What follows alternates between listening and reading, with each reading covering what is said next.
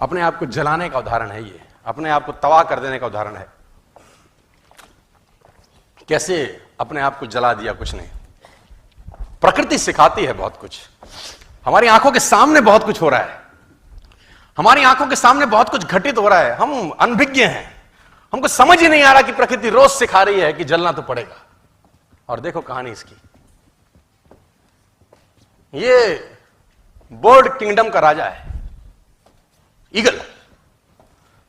प्रकृति रोज सिखाती है कि if you want to become eagle तो आपको जलना पड़ेगा। 70 साल औसतन उम्र होती है, 70 साल ईगल का उम्र होता है सर।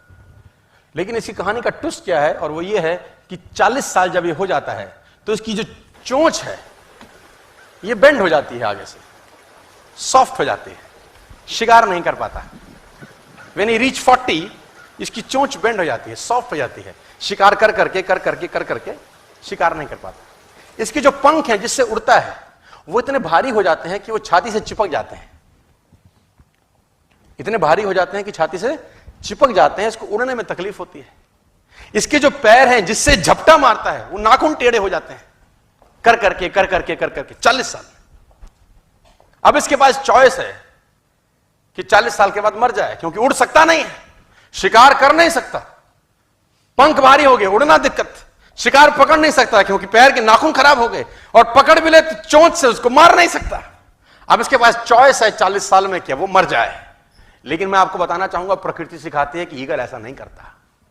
40 साल की उम्र में ईगल अपने एरिया की सबसे ऊंची चोटी पर चला जाता है, और जो चोंच है उसको सामने वाले पत्थर पे मारना चालू करता है। जब चोंच पत्थर पे मारी जाती है तो पीड़ा होती होगी, और वो पीड़ा सहता है, मार मार के पत्थर पे मार के खून निकलता है, लहूलुहान हो जाता है, दर्द से मर रहा होता है, लेकिन मारता रहता है और चोंच को तोड़ देता है। इसलिए तोड़ता है कि प्रकृति नहीं देगी, लेकिन वो जो तोड़ने का प्रोसेस है वो पीड़ादायक है। सेम कहानी है, जो पैर के नाखून रहते हैं उसको रगड़ता है शिला के ऊपर, रगड़ के तोड़ देता है उसको। कितना पेनफुल रहता होगा यार। लेकिन हर ईगल की जिंदगी में ऐसा दिन आता है 40 साल में। जैसे ही चोंच निकलती है, कहानी यहां खत्म नहीं होती, नई चोंच आती है, फिर वो उस चोंच से अपने परों को तोड़ता है, अपने जिस्म से अपना ही पर उखाड़ता है, क्योंकि वो पर उसके उड़ने के लायक नहीं रहे।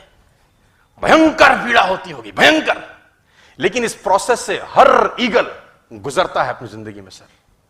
और 40 साल के इस प्रोसेस में 6 महीने के बाद वो एक नया ईगल होके 30 साल और जीता है, 30 साल और जीता है सर।